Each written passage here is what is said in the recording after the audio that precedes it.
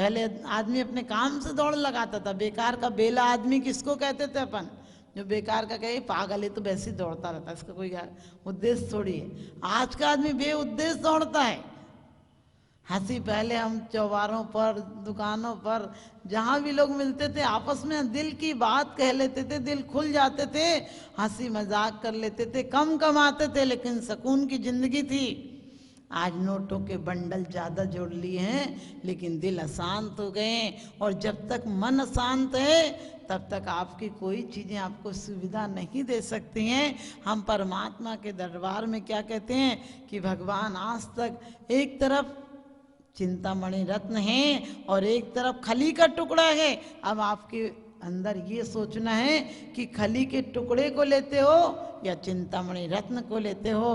भक्ति, आराधना, उपासना चिंतामणि रत्न की तरह है और विराधना, वासना, आर्त और ध्यान खली के टुकड़े के समान है, जिसमें एक बूंद तेल दिखता नहीं, ऊपर से चमकदार है और अंदर से भूसा है। हमारी जिंदगी भी ऐसी हो गई। हम किस उद्देश्य से जी रहे हैं? लोग कहेंगे अपने परिवार के लिए जी रहे हैं। अरे परिवार वाले तुम्हें पैदा होते ही तुम पर वार करते हैं। ना जाने कौन कौन अपना बन जाता है और मरने के बाद जला कर आ जाते हैं। जिसकी चिंता में तू जलता वो ही तुझे जलाते हैं। कहते हैं कि जिनकी चिंता में तू जलता वो ही तुझे जलाते हैं। जिनके लिए तूने आंसू बहाए, पसीना बहाए, वही तेरी अंतिम अस्थियों को पानी में बहाते हैं। ये संसार की दशा है। मैं ये नहीं कहती हूँ कि सारे लोग घर छोड़कर साधु बन जाओ, लेकिन कम से कम घर में रहने की कला तो सीख जाओ। घर में रहने की कला का मतलब कोई मन को बस में करके ऐसे मसोस के मत जियो। जी भर के जियो, मन भर के जियो, मन को भारी करके मत जियो। आज परिवारों में क्या हो गया, कोई कुछ कहना चाहे किसी से कह नहीं सकते हो तुम। एक कहो 10 सुन लोगे, भला इसी में कि चुपचाप जियो।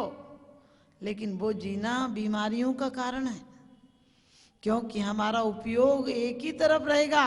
जब ज़्यादा विकारी परिणाम होते हैं, ज़्यादा विक्षिप्त होते, तो क्या मन करता है कि हम कहीं चले जाएं, या हम साधु बन जाएं, या हम कहीं अलग मकान ले लें। लेकिन मकान लेने से क्या होगा? मकान बदल लोगे, परिवार बदल लोगे, पत्नी बदल लोगे, सड़कें बदल लोगे, कॉलोनियां बदल लोगे, लेकिन मन तो वही फोड़ा का फोड़ा है। पट्टी साफ करता नहीं घाव धोता, कैसे तुझे सुख मिले दुख बीज बोता। तुझे सुख कैसे मिलेगा जब तक कि अंदर राग देश का पस फोड़े का नहीं निकलेगा। माना कि थोड़ी तकलीफ होगी एक बार निकालने में, लेकिन निकाल देगा तो फिर रात भर आराम से सोएगा। एक व्यक्ति अखबार बेच रहा था, उसे नींद आ गई। एक युवक अखबार बेच रहा था, उसे नींद आ गई। उसके मित्र ने कहा कि ऐसे सो रहा है, क्या करेगा अपनी जिंदगी में? उसने कहा क्या करूं? कहने लगे मन लगा कर धंधा कर। बोले फिर क्या होगा? फिर बोले तेरी शादी हो जाएगी। बोले फिर क्या होगा? बोले फिर तेरे बढ़िया मकान बना लेना। बोले फिर क्या होगा? बोले फिर बहुत अच्छा फर्नीचर ले आना, फिर बच्चों को अच्छा पढ़ाना लिखाना। और बोले फिर क्या होगा? बोले फिर तू आराम से सो जाना। उसने कहा इतनी झंझट पैदा करूंगा, आराम से अभी नहीं सो रहा हूं। क्या पता झंझटों के बाद नींद आए या नहीं आए, यही हालत तुम्हारी होती है। तुम सोचते हो ये हो जाएगा तो आराम से जिएंगे, ये हो जाएगा तो आराम से जिएंगे। कई बार लोग मेरे पास आते हैं, बस माता जी एक जिम्मेदारी रह गई, एक बेटा है उसकी शादी कर लें, फिर आराम से मंदिर में आएंगे, फिर काम ही क्या है। हमने कही बेटे की शादी होते ही कहते हैं बहुओं की आशा करते थे, बेटा भी हाथ से निकल गया। ना जाने कितनी जिम्मेदारी तुम्हारी और बढ़ जाएंगी और चिंताएं बढ़ जाएंगी, क्योंकि चिंताएं कभी संसार में समाप्त नहीं होती हैं, आदमी समाप्त होता है। इसलिए हम अपने दिल को स्वस्थ चित्त चैत्यालय की तरह बनाएं। जिस प्रकार से मंदिर में कोई पाप नहीं होते हैं, इसी प्रकार से अपने मन को इतना स्वस्थ रखो। मन को सिर्फ माला और स्वाध्याय और पूजा तक नहीं रखो। हाँ ये पूजा बिन मत रहो, लेकिन पूजा क्यों करते हैं? आप लोग रोज क्षुधा रोग विनाशनाय अर्घ चढ़ाते हैं। पूछो क्षुधा रोग विनाशनाय अर्घ क्यों चढ़ाते हैं? कहने लगे भूख भूख समाप्त हो जाए। मैंने कि वो भूख तो थोड़ी बेईमान है, भूख तो 4 रोटी से समाप्त हो जाती है। महंगे से महंगा खाना खाओगे तो 10,000 का एक प्लेट ले लो, उससे भी समाप्त हो जाती है। लेकिन जो मन की भूख है, यश की भूख है, ख्याति की भूख है, पुत्र स्ना है, धन स्ना है, संपत्ति आदि की स्ना है, ये कहाँ समाप्त होती है? 1 होकर 10 होते, 10 होकर सहस्त्र होए तो अच्छा है। यूं ही इच्छा करते करते लाखों की हद तक पहुंचा है तो भी इच्छा संपन्न न हुई है, ऐसी डायन इच्छा है। आपको पता होगा, पहले आप लोग आगरा में आए होंगे, जब भी कोई गांव से किसी कस्बों से आए होंगे तो आपने क्या सोचा होगा, आगरा में 2 कमरों का मकान ही बन जाए कम से कम। 2 कमरों का मकान बन गया तो तसल्ली हो गई क्या? बस दौड़ कहती और आगे, यहाँ थोड़ी सुख है, और आगे चलो। फिर पक्का मकान बना लिया, 4 कमरों का हो गया, बोले फिर इसमें क्या, अच्छी कॉलोनी में चलो। अरे सब कुछ बदल लोगे लेकिन मन को नहीं बदलोगे जब तक। कुछ भी बदल लेना, और मन एक ही बात से तृप्त होता है भक्ति और आराधना से। शरीर भोजन से तृप्त होता है, शरीर वासना से तृप्त होता है। अनेक प्रकार के भोजन है शरीर के भी, जो बचपन में उम्र के साथ राहें बदल जाती हैं, जिंदगी के साथ चाहें बदल जाती हैं। लाख शास्त्र पढ़ने से कुछ नहीं होता, जिंदगी की एक जरा सी बात से जिंदगी की राहें बदल जाती हैं। तो आप ध्यान रखना, आप जो बच्चे बचपन में खिलौनों को रोते थे और वही बड़े हो जाओ तो कहते क्या बच्चे हैं, मानते ही नहीं, क्या करेंगे इन खिलौनों का। लेकिन आप भी तो रोते थे खिलौने के लिए, और जब बड़े हो गए तो पत्नी में बच्चों में आनंद आने लगा। जब और बड़े हो जाओगे तो पोते पोतियों में आनंद आने लगेगा, और ज्यादा बूढ़े हो जाओगे जब सब जगह से थक जाओगे। जो बहू कहती थी मम्मी जी जल्दी मंदिर से आ जाना, आपके बिना बच्चा रहता नहीं है, वही बहू कहेगी कि जैसी जाती वैसी आ जाती, घंटे 2 घंटे मंदिर में काटा से चैन नहीं पड़ती।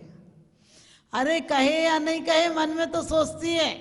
सच बताना, जब तक जवानी होती, जब तक बैल लदे बनियारो, तब तक चाय घनेरी, और थके बैल की बात ना पूछे, फिरता गली गली रे। आप ध्यान रखना, इस जवानी में जब तक है जोश जवानी, बिगड़ी हर बात बनानी, बिगड़ी हर बात बनानी, यानी 1 घंटे का समय ऐसा रखो 24 घंटे में, मैं कौन हूँ, कहाँ से अब आ रहा हूँ, जाना कहाँ, किधर को अब जा रहा हूँ, ऐसा विचार यदि तू करता जो प्राणी, कैसे तुझे न मिले फिर मैं मुक्ति रानी। हमारे आचार्य अवधि ज्ञान के द्वारा, जाति स्मरण के द्वारा पूर्व जन्मों की याद दिलाते थे, पूर्व जन्मों में ख्याल कराते थे कि तुमने ऐसे ही भोग कितनी बार भोगे हैं, तुमने ऐसे ही वादे कितनी बार किए हैं, तुमने ऐसी कस्में लोगों के साथ जीने की मरने की कितनी बार खाई हैं, और फिर तुम वही कर रहे हो और फिर छोड़ जाओगे। ये जिंदगी कब तक जियोगे? एक बार वो जिंदगी देखो किस चेतना को परम चेतना बनाना है, इस व्यर्थ के जीवन में अर्थ उपलब्ध कराना है। और कोई बात नहीं, आप जहां हो वहीं रह सकते हो। नजर को बदलिए, नजारे बदल जाएंगे, सोच को बदलिए, सितारे बदल जाएंगे। किश्तियां बदलने की कोई जरूरत नहीं, धारों को बदलिए, किनारे बदल जाएंगे, धारों को बदलिए, किनारे बदल जाएंगे। क्योंकि आपको पता है इस संसार का कारण ही एक है, राग द्वेष की मथानी से दही मथते हैं ना, तो एक हाथ पहले दही विलोते थे तो एक रस्सी आगे जाती थी और एक पीछे जाती थी।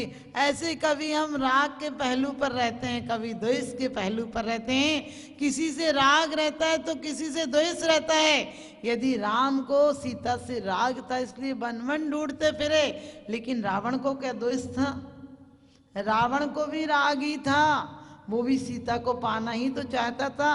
और आपको पता है मौत की कगार पर मौत में चला गया, मौत को पा गया, सीता को तो नहीं पा पाया लेकिन मौत को पा लिया।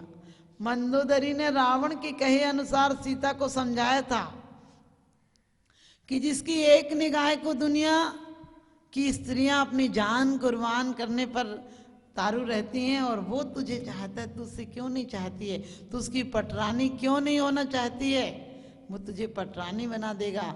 तो सीता ने, आपको पता है सीता ने क्या कहा था कि तू जैसी सती ऐसे शब्द कहती है शोभा नहीं देता है।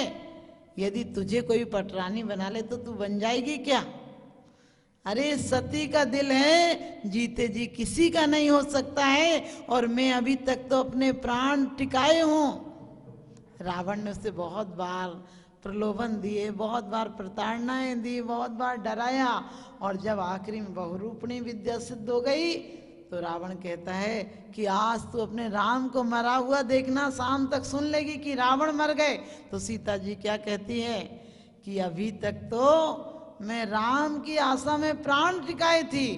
एक तो सती के पति को कुछ होता नहीं, लेकिन कदाचित कुछ हो जाए तो मेरे राम से निवेदन करना कि आपकी आशा में प्राण टिकाई थी, आपको कुछ हो जाएगा तो मैं तत्काल प्राण दे दूंगी। हालांकि सम्यक दृष्टि मरता नहीं, लेकिन एक समर्पण देखिए। आज बात बात में सीता जी ने अग्नि परीक्षा के समय कहा था कि मैंने स्वप्न में पर पुरुष की प्रशंसा की हो तो अग्नि तू मुझे भस्म कर लेना। आज की नारियां, मैं ये नहीं कहती सती हैं, लेकिन बात बात में क्या कहती हैं, फलाने का पति देखो कितना अच्छा है। अरे तुम क्यों प्रशंसा करती हो किसी की? इसमें भी दोष लगता है। अपने घर में समता से जियो। लोग कहते क्या करे, बेईमानी बिना चलता ही नहीं। मैंने कहा चलो आपको कोई सरकारी बेईमानी करना पड़ जाए, आपकी मजबूरी हो सकती है, क्योंकि एक नंबर का धन वो होता है जो आपको भी पता होता है और गवर्नमेंट को भी पता होता है। 2 नंबर का धन वो होता है जो आपको और आपके परिवार वालों को पता होता है, लेकिन सरकार को पता नहीं होता। 3 नंबर का धन वो होता है जो आपको तो पता होता है, लेकिन आपकी पत्नी और बच्चों को भी पता नहीं होता है। मौत के टाइम तुम कहते हो आ जाओ हम तुम्हें बता दें ये और रखा है। क्यों जोड़ा था तुमने?